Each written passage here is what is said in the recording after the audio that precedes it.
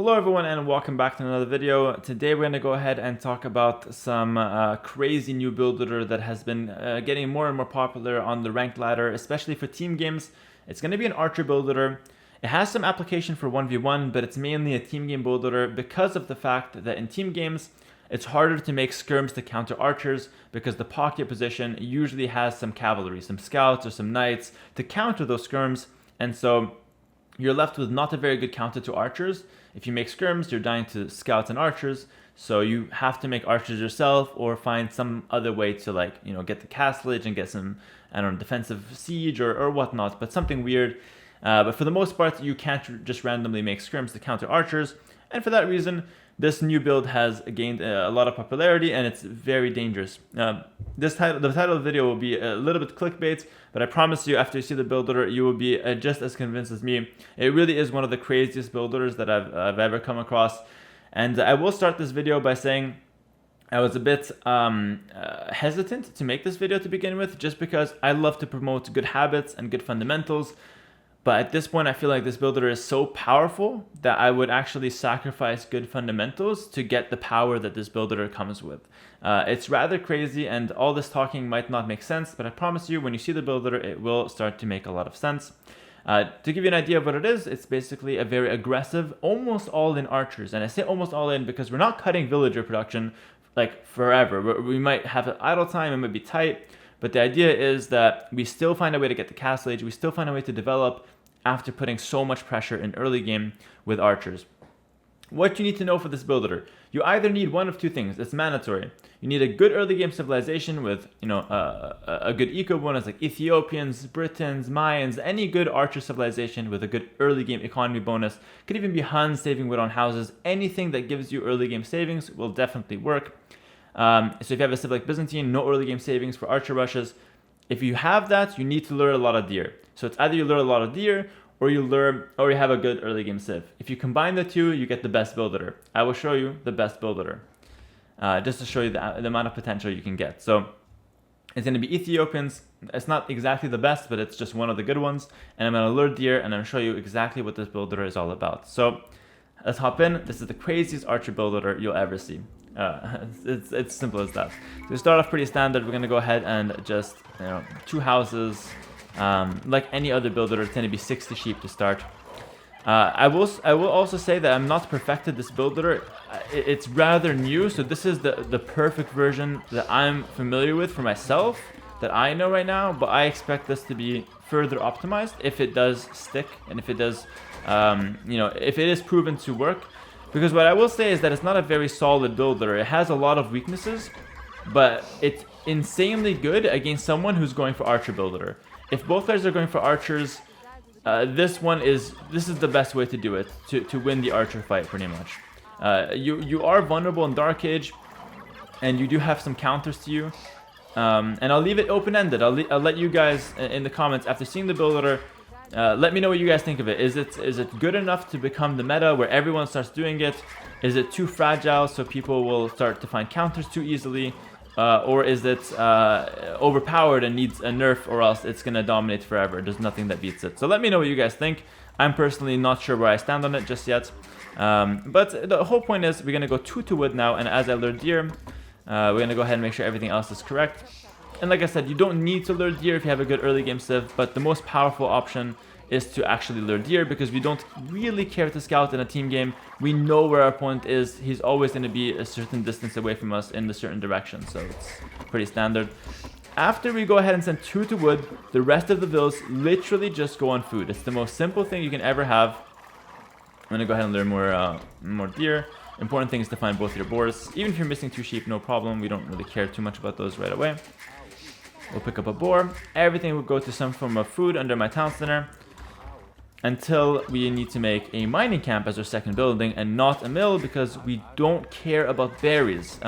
Berries will be a source of food in Feudal Age to go ahead and develop, or to go ahead and sustain villager production and to develop our economy. It's not a source of food to click up, because it's much slower than the hunt we have available. Hunt is the fastest source of food, and because this is an aggressive build, we want the fastest source right away. Now we're going to go ahead and we're going to go ahead and continue sending the food and make a house with our wood villager, something that I've come to adapt. I don't think many people know to do that actually with this build, so this build is rather popular in competitive team games right now, or even just in intermediate level team games. So I'm helping a lot of you guys out as well. Make a House of Druid villager, because you don't need extra wood right now. We'll get the wood we need later. You want every single villager that you have on hunt basically at the same time. It's really quite crazy what you can accomplish if you do that. Alright. And I'm sorry if it's a little bit hard to follow with the deer pushing, but I really wanted to show you the most efficient way to do this that I know of right now. And so it's to learn both fours. The TC trick is cool. Let me know in the comments if you knew about that TC trick. There's always new people watching, so if that was a new trick to you, it's kind of nice, but yeah, it's nothing too crazy. You just use the TC to weaken the boar and then kill it with the villagers, so you get the food from it. So around this point, 16, 17 pop, when you can afford it really, just send one villager, go build a mining camp, one space away from the gold, in a good position. I'm still missing 2 sheep, by the way. Actually no, I think I got them all. Yeah. So go ahead and make a mining camp, and we're going to continue sending those to food because that's what we do, and that's what we've been doing. We're going to continue doing that. And the crazy thing is here, sometimes you can skip loom. I'm going to try and do it. If I can't do it, I'm going to get loom. Crazy stuff. 19 pop, no loom. This is the fastest builder you can possibly get. This is completely ridiculous. You'll see what I'm going to be able to accomplish with it. But here, you haven't even seen anything yet. This is where it really gets real. We're going to send villagers to 1 lumber camp till we have 9 vills on a lumber camp. If you have a wood saving bonus like Huns, you can send less. I have Ethiopians, which gives me food and gold upon clicking. So I don't need a lot of food and gold. I need mainly wood. So I send 9 vills to wood, 1 lumber camp. I'm not going to get double bid-axe. I'm also going to go ahead and make 1 house and 1 barracks here. And I will send a second vill when the barracks is being built. And I'm also going to send some vills over to some stragglers. You'll notice I have some sheep left over, and this is very, very important. That's why we lure deer, because we actually need to have the sheep left over to be able to sustain vill production along with our berries. Technically, this is not really the front of my base because enemy will be somewhere else, but make your ranges at the front of your base. Make your barracks, then make 2 ranges, same spot, front of your base to go attack your enemy. That's the whole idea. And the point is here, as soon as we get to Feudal Age, we're going to go ahead and drop 2 ranges right off the bat. It's something that's, you can see 19 pop with, you can see this build, 19 pop with 1 range, but it's really never been done with 2 ranges. I'm going to skip double bid-axe. We don't care for that. We care for double range as fast as you can.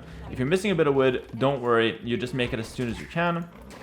But you should be getting it like quite soon. There it is. Boom, double lumber camp right away. Then you kind of get back to food. You still want a bit of wood because we want to afford 1 more house and a blacksmith, but you need to get like a little bit back to food here. So kind of, I don't have the perfect number, but kind of split your bills under your TC accordingly. And we're going to start sending bills to gold as well now. We want to build up to 7 eventually, but since we have a stockpile of gold here, we can afford to not make, to not put 7 bills right away, because you can still afford to make archers from 2 ranges for a while here. And then 1 bill will wall up. So again, we stay safe in this build. It's not an all-in build. It's not like we do this and we're dead. We do this and we're going to be winning for a long time. So yeah, again, we're going to send vills until we have probably 6 or 7. Ethiopian bonus is helping out here. Make a blacksmith. This vill can just go ahead and go back to berries here. 1 vill will continue making houses and walls. I always include that in my builder because I'm realistic. This is not a math course. This is a strategy game. We gotta stay a bit defensive. Fletching instantly, no double bid-axe. We don't need double bid-axe. It's literally just not important. If you want to pick it up, it's not bad, but right now you could if you want to. I will say that you could if you want to. I personally prioritize having the mill, just because if you get double bid-axe, then you're delaying your mill, your sheep runs out, it gets a little messy, and you'll see that we don't need that much wood. But this is the one point of the build where I'm not sure. This is where some math can help. I just personally feel like the build is much smoother if you don't get double bid-axe. Oh, at this point, sorry, I forgot. We need to get loom as well, because it's not realistic to skip the loom for this long. Sorry about that. You get loom at start of Feudal Age. That's my bad. I skipped it. My bad. But yeah, and we go 6 to berries. It's counterintuitive, but you need the food, and then we start making farms. So at this point, we have 6 archers with fletching before 12 minutes. I should have been moving out when I have 4, and then you move out with your scout in a team game. And if you have your pocket scout, all the better. and you basically just attack your opponent with 4 archers with fletching, and then continue to send archers forward. And your opponent has, let me pause here just to really appreciate this. Your opponent has 2 options. Either they do the exact same thing you do, or they give up in terms of some army. This is how it works. If they do a standard build where they get double bit axe, 2 lumber camps, and they're going for like a regular approach, they will either have 2 range production, where they will not have fletching at this time, they will get it a bit later, or they'll have 1 range production with fletching already done, and in both cases you win. If they have 1 range, you have more archers with fletching. If they have double range, no fletching yet, then you have the same numbers, but you have fletching, which gives you the initial push. Obviously, they're going to get fletching eventually, but you do so much damage in this time that it doesn't matter what they get eventually, they're going to die. This is what you're looking to accomplish. You're looking to kill villagers. If you can kill villagers, that's the main thing. But you're also looking to force them off key resources. Berries, in this case AI took them all because they're bad. This is like standard AI or whatnot. So you want to kick them off gold. If you kick them off gold, they're playing a team game. They can't make scrims. If they make scrims, they're countered by the pocket scouts. Scouts and archers being the best composition you can have.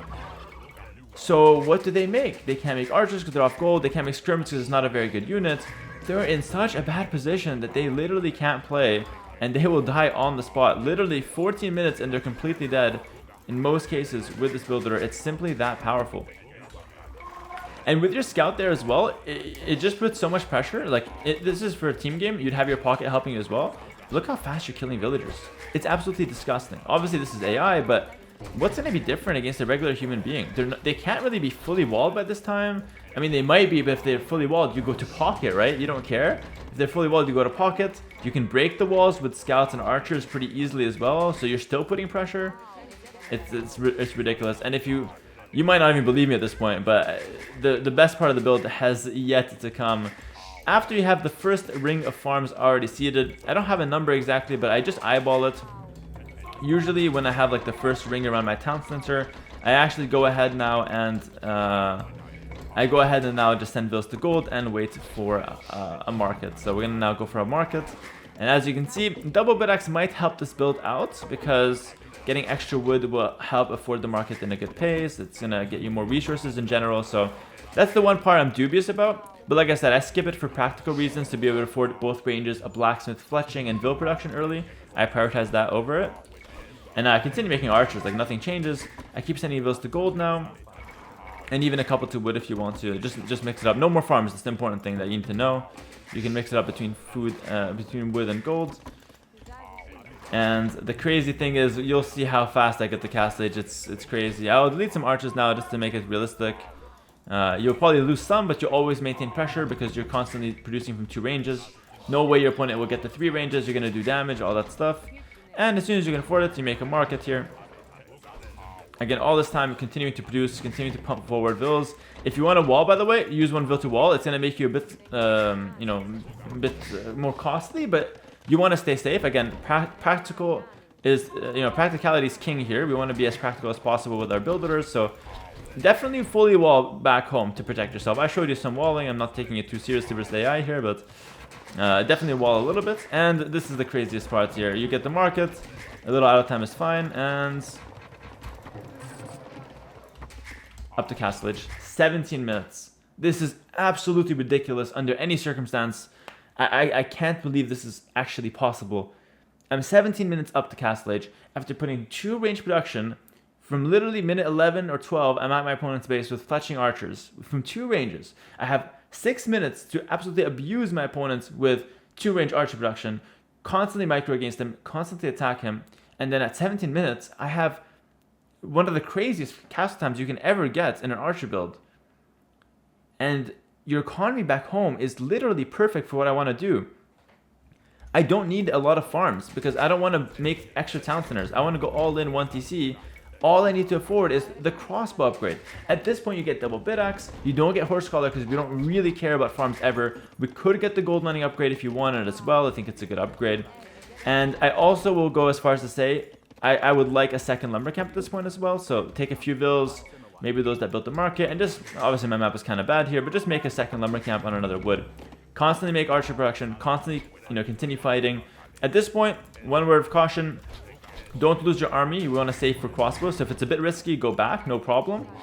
But the whole point is that you shouldn't be at risk here. You're constantly putting pressure. You constantly have more army than your opponent, and you have a lot of chance, like I said, in those 6 minutes to do a lot of damage. And now we're gonna also pick up the gold menu upgrade, like I said. And now we can afford crossbow. Why? A, we're Ethiopians, so we get extra resources. If you're Mayans, you get extra savings elsewhere. If you're Britons, you get extra saving elsewhere. This build works with any good archer civ pretty much. Some more than others, of course. Ethiopians is one of the best. But the whole idea here is that you get the castle age. We have 7 farms, which is more than enough for villager production from one town center. Again, we don't want to give up all vill production because that completely halts your development, and that's not the idea. The idea is to destroy our opponent and also slowly build up ourselves. But a castle age will net us such a big power spike now with crossbow and ballistics that we will kill not only this guy, but then we go towards the pocket and we kill him. So we're killing multiple people. We run around killing everyone in the game. And back home, we're slowly developing. It's not a big boom, but we're developing with 1 TC here. And I couldn't afford the wood upgrade. Again, you can skip it. Maybe that's an inefficiency. Maybe you should grab it. What you should grab is crossbow bodkin, and then we also want to grab ballistics. So you send vills to wood. Use the market. Let's get it. Let's just show how flexible the market is. You always have 7 farms. So you always can produce vills. That's standard. That's why the build works. You have a lot of time to walk because you're constantly attacking.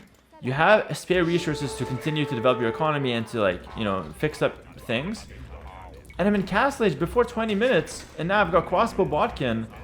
And the things you can do with crossbow, you can start killing farms, you can start killing vills from long range, you can, if you have knights from the pocket, you can take out buildings with the crossbows. It's really incredible what you can do from this position. And right now we're gonna get ballistics, and that is pretty much the end of the build order. 21 minutes, we have got ballistics clicked in, our opponent's getting completely destroyed, and wow, as if on cue, the AI is gonna resign. I couldn't have planned it better, and the game is over. There's simply nothing your opponent can do. And like I said, in the context of a team game, you kill this guy, you go to the pocket, you kill him, you go to the other side, you start killing those players. If you want to carry your friends in a team game, there's literally no better build right now. But hold on, I've got a few words to say though. I don't necessarily think this is a healthy thing for the game. I'm going to be completely honest. Maybe I'm going to make a separate video for this topic. Let me know in the comments actually if I should make a separate video. I've asked you to say 3 things in the comments. I know it's ridiculous, but again, your feedback is king for me. It's what I feed off. Literally, it's called feedback. I feed off it. Crazy.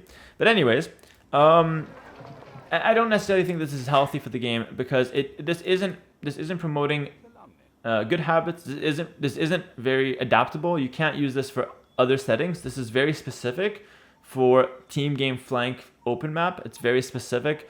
You need to lure deer, you need to have a good economy bonus civ. So you need a lot of things for this to work. But I feel like when all those conditions are met, when you have the ideal settings for this builder is so powerful that I don't think fundamentals and standard play can hold it consistently. I think you could hold it if the attacker messes up, but the attacker has just so many things going for him that he's bound to find damage, whether it's at your base or your teammate's base, and that's just the reality of it. And I'll conclude this video by telling you that before I found out this build, I was dying to it from other people doing it, much lower rated than me. I'm literally this is not the flex or anything, I'm literally rank 1 1v1 player. You think I should beat anyone on the flank by just playing good fundamentals because that's what I'm good at. I was getting destroyed, and I was getting frustrated because I'm losing to players which I shouldn't be getting destroyed by them, and I'm getting destroyed by them. And this is 2K players, 1900 players, 2K1 players. These are good players, but they're not pro players. And then I face guys like Sato, which is a pro player who is familiar with this build and is doing it against me, maybe not to this extent, but something very similar, and he completely rolls me every single time. And I was wondering why it was happening. I analyzed some recs, I looked through it, I thought about it, and this is the version I came up with, which in my opinion is a very, very solid one of it. And I've come to the conclusion that this is crazy. You either play this or you play something to specifically counter this, or you will get rolled on every team game right now in competitive. So hopefully this was interesting.